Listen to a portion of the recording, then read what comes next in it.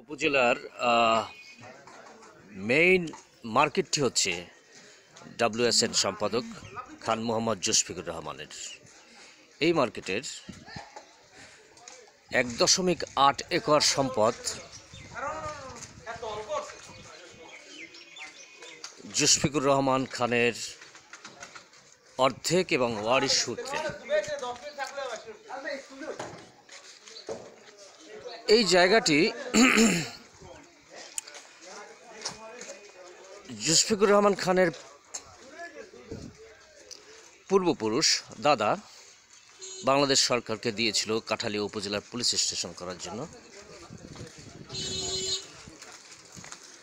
কিন্তু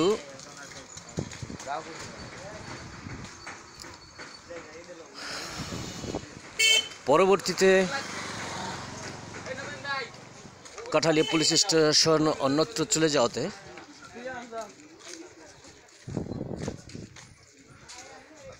জুসফিকুর রহমান খানের পিতা শাহাবুদ্দিন খান বাংলাদেশ সরকারকে বললেন, আন্ডার অফ ডি রিকুইজিশনে এই জায়গাটা আমাকে ফেরত দেওয়া হোক, যেহেতু সরকারের জায়গা অব্যবহৃত পড়ে আছে। বাংলাদেশ সরকার জুসফিকুর রহমান খানের পিতার কথা শুনে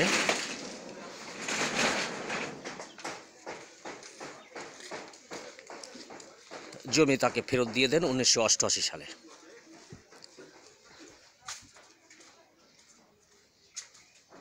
কিন্তু অদ্যাবধি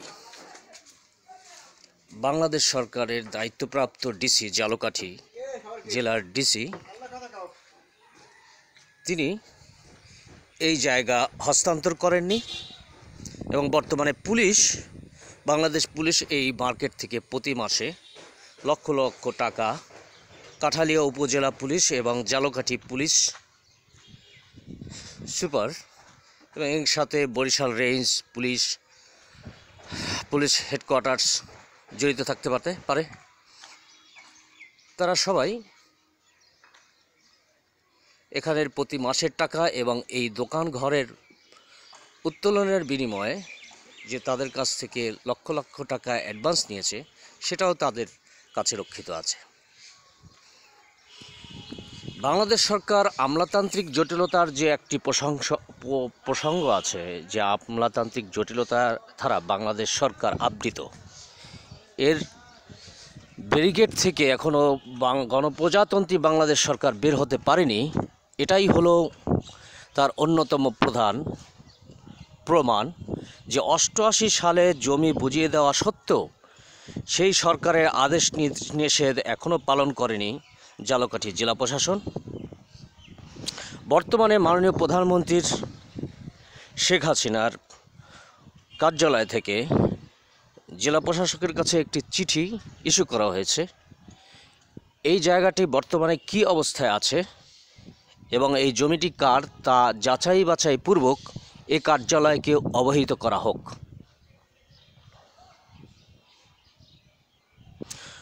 ফলে ঝালকাঠি জেলা প্রশাসক সেই চিঠিটি দিয়েছেন রেভিনিউ জেলা প্রশাসককে, অতিরিক্ত তিনি দিয়েছেন কাঠালিয়া উপজেলা এসিল্যান্ড সেই চিঠিটি আবার ঝালকাঠি জেলা প্রশাসককে পাঠিয়েছেন, কিন্তু উনি সেখানে সম্ভবত উল্লেখ করেছেন যে 2017 সালের ভূমি সংক্রান্ত আইন মোতাবেক সরকারি সম্পত্তি কাউকে দেওয়া যাবে না। কিন্তু এই জমি বুঝিয়ে দেওয়ার নির্দেশ দেওয়া হয়েছে 1988 সালে। সেহেতু 17 সালের আগের যে আইন বিধিবিধান মোতাবেক যে জমি হস্তান্তর করা হয়েছে, দেওয়ার আদেশ নিষেধ দেওয়া হয়েছে, তা 1917 সালের আইনের মধ্যে যে পড়ে না, সেই বিষয়টি উপজেলা এসিল্যান্ড সুমিত শাহ হয়তোবা বুঝতে পারেননি। না বুঝলেও চিঠিটি গণপ্রজাতন্ত্রী বাংলাদেশ সরকারের প্রধানমন্ত্রীর কার্যালয়ে গেলে তারা নিশ্চয়ই তা বুঝতে পারবেন যে এ জমি বুঝিয়ে দেওয়ার আদেশ নিষেধ অনেক আগে, সেহেতু এর সাথে 17 সালের আইনের সাথে কোনো সম্পৃক্ততা নেই। এখানে যে জমিগুলো দেখতে পাচ্ছেন এগুলি সবই সম্পাদক মহোদয়ের পৈতৃক সম্পত্তি। এখানের পার শতাংশ 15 লক্ষ থেকে 20 লক্ষ টাকা, 1.8 একর সম্পত্তি, প্রায় অনেক টাকার সম্পত্তি।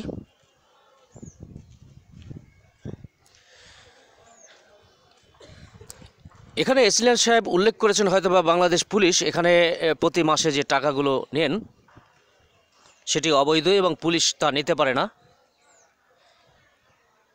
বর্তমান পুলিশ তা অস্বীকারও করছে যে আমরা টাকা নিচ্ছি না, অথচ তারা টাকা নিচ্ছে, তার রসিদ আমাদের কাছে আছে।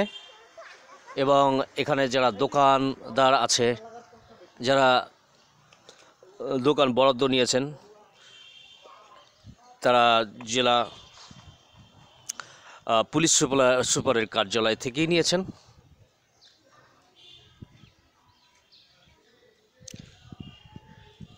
সেহেতু এখানে কয়েকটি প্রসঙ্গ খুব গুরুত্বপূর্ণ। এক, বাংলাদেশ সরকার যে আমলাতান্ত্রিক জটিলতায় ধারা আক্রান্ত এবং এ থেকে বের হওয়ার কোনো সুযোগ নাই, এটাই তার বড় প্রমাণ। দ্বিতীয় প্রমাণ হলো বর্তমানে প্রধানমন্ত্রী যেহেতু কার্যালয়ে জানতে চেয়েছে যে এই বিষয়টি কোন পর্যায়ে কিভাবে আছে, তা অবহিত হওয়ার পরে তারা পরবর্তী নির্বাহী আদেশের মাধ্যমে এই জায়গা বুঝিয়ে দেওয়ার নির্দেশ প্রদান করবেন। তৃতীয়ত হলো বাংলাদেশ পুলিশের কোনো সম্পত্তি নেই যা সরকারের অথবা হবে কোনো বেসরকারি ব্যক্তির, কিন্তু তারা যে অবৈধভাবে টাকা নিচ্ছেন এবং দখল করে আছেন জুলফিকুর রহমান খানের সম্পত্তি, এ বিষয়টি তারা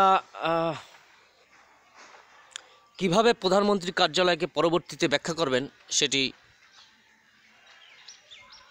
একটি প্রসঙ্গ। কিন্তু এখন বড় প্রসঙ্গ হলো যাতে খুব শীঘ্রই এই সম্পত্তি প্রধানমন্ত্রীর কার্যালয় কর্তৃক পূর্ববর্তী আদেশ নিষেধ মোতাবেক সরকারের সিদ্ধান্ত যাতে দ্রুতগতিতে কার্যকর করা হয় সেটা খুবই প্রয়োজন।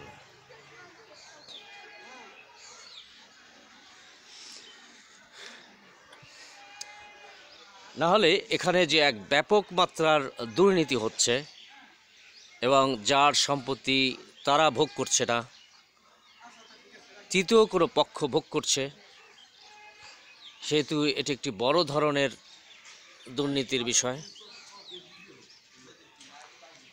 এ ধরনের অযৌক্তিক অবৈধ কোনো কার্যক্রম দুর্নীতিকে রাষ্ট্রীয়ভাবে কোনো সরকার, পৃথিবীর কোনো দেশ সমর্থন করতে পারে না এবং তা করতেও দিতে পারে না।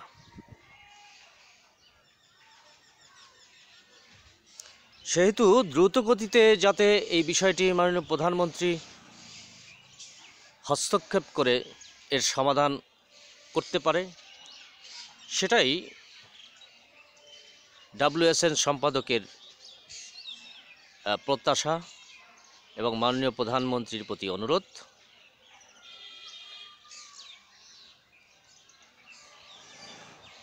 কারণ এভাবে বেআইনিভাবে, অবৈধভাবে কেউ টাকা উত্তোলন করে মাসের পর মাস লক্ষ লক্ষ টাকা নিয়ে যাবেন এবং মানুষের কাছ থেকে অবৈধভাবে লক্ষ লক্ষ টাকা নেবেন, তা হতে পারে না।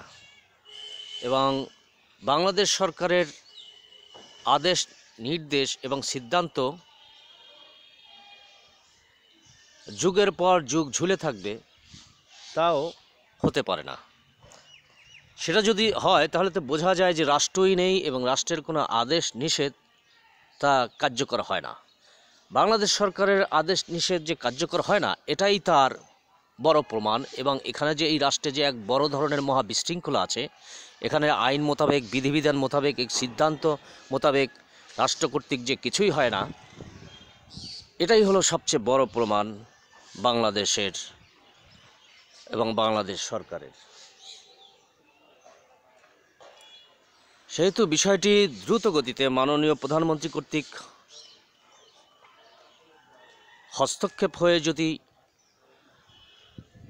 আইন ও বিধিবিধান মোতাবেক যদি এই জায়গা প্রকৃত মালিক এবং পূর্ববর্তী ওয়ারিশদের মধ্যে উক্ত জমির সিদ্ধান্ত মোতাবেক মুশফিকুর রহমান খানের যে অর্ধেক প্রাপ্য তা নিশ্চিত করা যায়, তাহলে বাংলাদেশ সরকারের আমলাতান্ত্রিক জটিলতার থেকে যে বাংলাদেশ সরকার বাংলাদেশ মুক্ত হলো সেটা সত্যি বোঝা যাবে।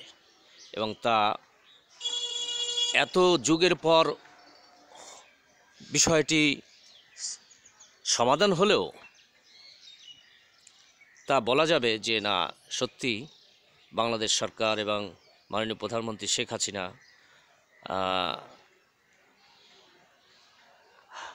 মুক্ত করেছেন, উদ্ধার করেছেন জনগণকে এবং সরকারকে প্রকৃত অর্থে প্রশাসনকে প্রকৃতভাবে কার্যকর করতে পেরেছেন।